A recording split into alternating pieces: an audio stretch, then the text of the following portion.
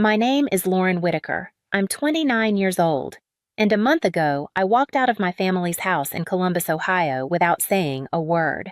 Not because I was angry, not to prove anything, but because my father looked me in the eye and said, "You've ruined this family," and everyone else just nodded. My mother, Judith Whitaker, lowered her eyes and started clearing plates. My older brother Aaron sat back in his chair with his arms crossed like a verdict had just been passed. And my younger sister Bree didn't say anything, but she didn't need to. She never did. That Sunday evening I left behind the casserole I'd brought, the financial folders I'd printed, and the silence I had swallowed for 29 years. No shouting, no storming out, just keys in my hand coat on and the front door closing behind me. No one followed me. No one called that night. But 30 days later, 53 missed calls, 26 voicemails, 92 texts. And not one of them said, "I'm sorry." Now, before I tell you what happened after I left, you need to understand what led me to sit at that dinner table for the last time, hoping that this time maybe they'd finally see me. They didn't. But I still don't know what hurt more, that they blamed me, or that I almost believed them. Why does it take leaving to finally hear the truth? I was 6 years old, the first time I was blamed for something I didn't do. Aaron, he was 9, then had knocked over a lamp while chasing Bree through the living room. I was in the kitchen coloring a picture of a horse. But when the crash came and Mom ran in with that sharp inhale of panic, Aaron didn't miss a beat. Lauren did it. That was all it took. No questions, no checking. Just my mother's disappointed voice and the sound of a vacuum cleaning up what had never been mine to fix. And that became the pattern. If Bree forgot her lunch, I was too loud that morning and distracted everyone. If Dad came home in a mood, I must have left the thermostat too high again. If Aaron skipped curfew, it was because I made him look bad by always being so responsible. Our house sat on a quiet street in Upper Arlington, a leafy neighborhood just west of downtown Columbus. From the outside, we were the kind of family that fit in neatly trimmed hedges, 4th of July flag Sunday church. Inside, we were polite, civil, controlled. But there were rules no one wrote down. Don't contradict Dad. Don't outshine Bree. Don't talk about things that make anyone uncomfortable. I learned early how to disappear without leaving the room. I kept my report cards to myself. I dressed safely. I didn't cry at funerals, not even when my grandmother died and I found her recipe cards tucked inside my backpack with a note in her handwriting. "You see people clearly, Lauren.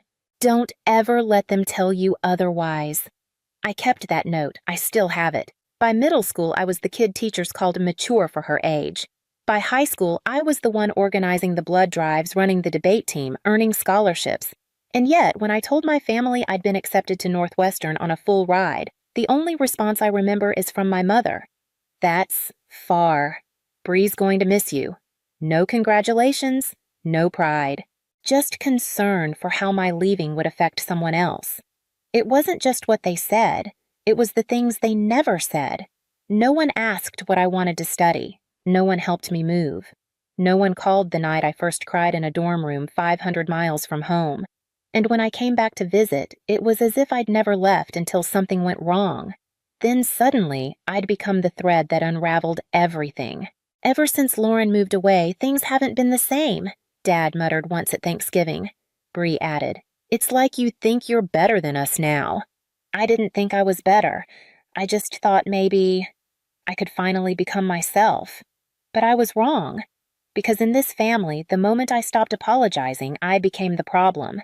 When my dad started having heart problems 2 years ago, I did what daughters are expected to do. I packed up my Chicago apartment, took a leave of absence from the agency, and moved back to Ohio, temporarily, I told myself. Just long enough to help get him through recovery. Just long enough to prove I still belonged. They didn't ask me to. But they also didn't stop me. At first, I stayed with them, Judith and Paul Whitaker, my parents in name and in distance. I cooked. I drove Dad to cardiologist appointments. I reorganized the kitchen so Mom could find everything without digging through drawers. I also started working remotely for a Seattle-based marketing firm. Small clients. Flexible hours.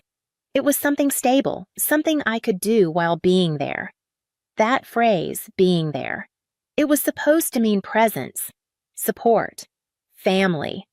But in our house, it meant silence, compliance, unpaid labor disguised as love. On my second week back, Mom handed me a list of errands, dry cleaning, grocery run, picking up Bree's son from daycare, just while your father rests. It's too much for me lately, she said, folding the list like it was normal. And maybe it was. Maybe that's how it had always been, and I'd simply forgotten how deeply expectation burrows into routine. At Sunday dinners, nothing had changed. Aaron dominated the conversation with stories of his latest freelance gigs.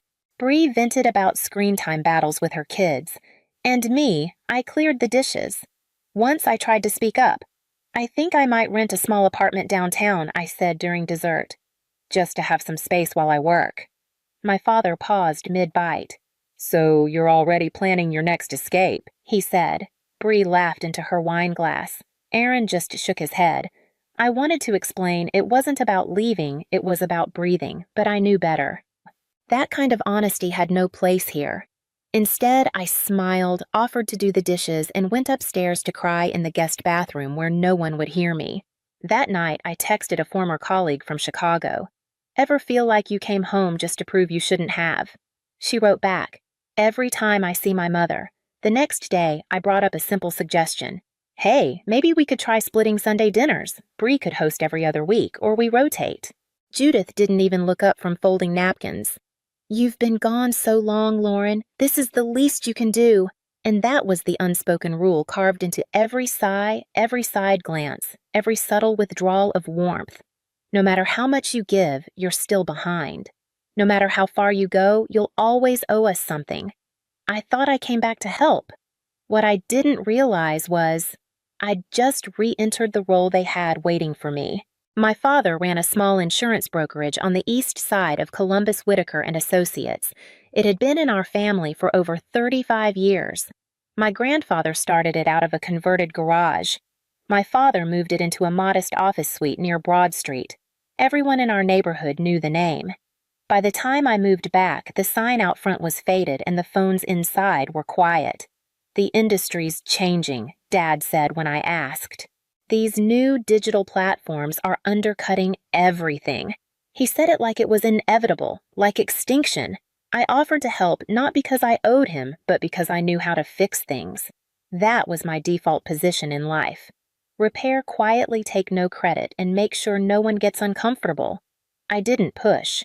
I just asked if I could take a look at the branding, the website, the client retention strategy. Eventually, he said yes more out of resignation than trust. Over the next 2 months, I worked late evenings redesigning his website, setting up automated client reminders, launching small local campaigns through social media.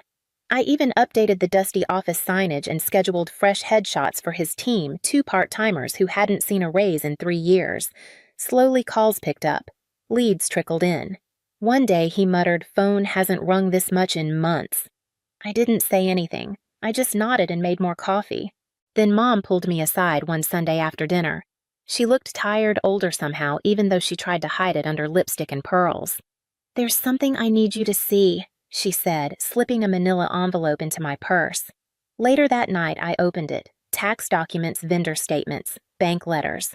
Most urgent of all, a foreclosure notice on the office lease dated 3 weeks prior. I felt a chill settle into my ribs. The business wasn't just struggling. It was sinking, and Dad hadn't told anyone. I confronted him the next morning gently. I brought spreadsheets and a proposed restructuring plan. I laid out steps, reduce square footage, consolidate services, let go of the print ad contracts that no longer made sense. He didn't yell. He didn't even look up. "You think because you designed a few websites you know better than me, I've been running this place longer than you've been alive." I expected resistance. What I didn't expect was how deeply offended he seemed, not by the numbers, but by the idea that I was trying to lead, trying to steer something he saw as his name on the door. But eventually, the math forced his hand. The only way to restructure the debt was through a new loan. And because his credit was already strained and Aaron and Bree didn't qualify, the bank asked for a co-signer. That left me. He sat across from me at the kitchen table, the paperwork between us. "It's just a formality," he said. "The business will cover the payments. You won't owe a dime." I hesitated, because deep down I knew something was off. But deeper still, I still wanted to believe saving him might earn his respect. So, I said yes. 3 months after I signed the loan papers, the house felt different. Mom sent a text. Short. Cold. Family meeting. Sunday. 5:30. Everyone. No excuses. No endearment. No emoji sunflowers or XOXO. Just that. When I pulled up, there were too many cars. Bree's van. Aaron's Jeep. Aunt Rochelle's old Camry. My stomach tightened. The front door was unlocked. Inside, the living room looked like a courtroom. Everyone already seated. My father in his recliner. My mother perched beside him, knees together, fingers locked tight. Aaron sat like a sentry. Bree looked through me. No one smiled. "We're glad you made time," Dad said, voice flat. "We have to talk." I didn't sit. No one offered a chair. "You've made a lot of changes," he continued. "The business, the image, the way we operate." Aaron leaned forward. "Our regulars say it doesn't feel like Whitaker Insurance anymore. They don't come in." Bree crossed her arms, eyes narrowed. "It's cold, slick, not like home." I opened my folder slowly. Data reports, client growth, positive feedback from new customers. Website visits are up. Lead conversion has doubled since March. I thought, "We're not talking about metrics," my father snapped. "We're talking about damage." I swallowed. The room blurred a little at the edges. Uncle Dennis cleared his throat. "You never asked how we built things. You just came in. Like you knew better." "She made Dad get permission to approve expenses," Aaron added. "Like he worked for her." I looked at my mother. She wasn't crying. She just wouldn't look at me. I agreed to those terms, Dad said bitterly, because I had no choice. "You held your shiny credit score over our heads."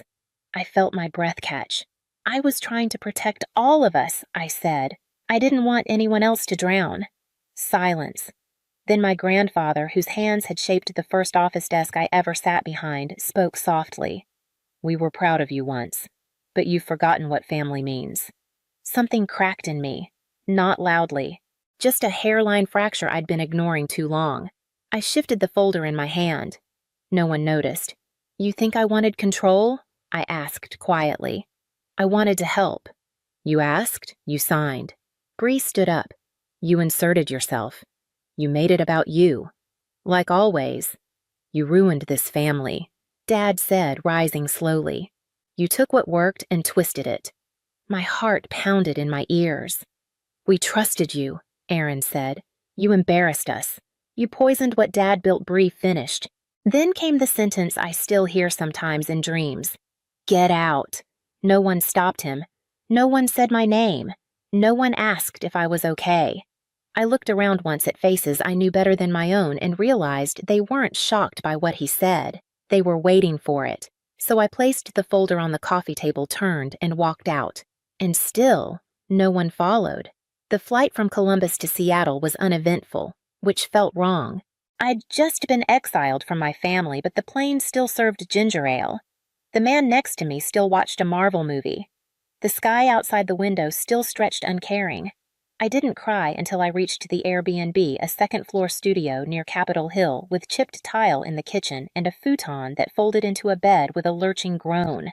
I sat down still in my coat and stared at the wall for nearly an hour, not thinking, not planning, just still. That night, I didn't sleep. Not really. Every time I closed my eyes, I was back in the living room. The same voices, the same faces, the same sentence. "You ruined this family." I'd left. I'd said nothing. I'd walked out the front door with my dignity intact, or so I told myself. But now, in a city where no one knew my name, that silence felt heavier than any accusation. The next morning, I did what I always did when things fell apart. I made a list. Call HR to confirm Seattle office transfer. Find permanent housing. Set up internet. Reopen my checking account under new address. Buy new dishes underneath, I scribbled. Try not to look back. Easier said than done. Each task felt like digging out from under rubble only I could see. Even choosing a bath mat at Target felt paralyzing. Blue-gray. I stood frozen in the aisle for 10 minutes until a child nearby knocked over a display and I startled so hard I dropped the mat. It wasn't about the mat. It was about not knowing what I actually liked anymore. Every decision I'd made for years had been shaped by their voices, by avoiding judgment, sidestepping conflict, staying appropriate. Who was I without that? One afternoon, I wandered into a local cafe just to sit somewhere I didn't have to explain myself. The barista had tattoos of birds across both arms and a nose ring shaped like a star. "First time here?" she asked, handing me a ceramic mug. I nodded. "First week in Seattle." She smiled, not politely, but warmly. "Then welcome. Everyone starts fresh somehow." Her name was Liv. She remembered mine the next day, and the day after. It was a small thing, but it was the first time in weeks that someone said my name without lacing it in disappointment. That night, I washed my new blue bath mat and laid it out in front of the shower. I touched it with my toes. It didn't match anything, and for once that felt perfect. It was a Thursday, 2 weeks after I'd started my remote schedule with the Seattle office. The coffee shop staff knew my name. I'd picked out new curtains. I was sleeping restlessly, but sleeping. And then I made a mistake. I walked into a phone store intending to upgrade my temporary SIM card to a proper plan. The clerk asked, "Want to keep your old number?" I froze. "Can I check the activity on it first?" He shrugged. "If you have the right ID." 30 minutes later, I sat behind the counter while he pulled up the log. His monitor turned toward me. A single screen full of missed signals. 53 missed calls. 26 voicemails. 92 text messages. All from Columbus. The first voicemail was my father's voice. "You need to stop this. This is childish. Call us." The second, my mother voice, thin but tight. "We're worried. This isn't helping anything."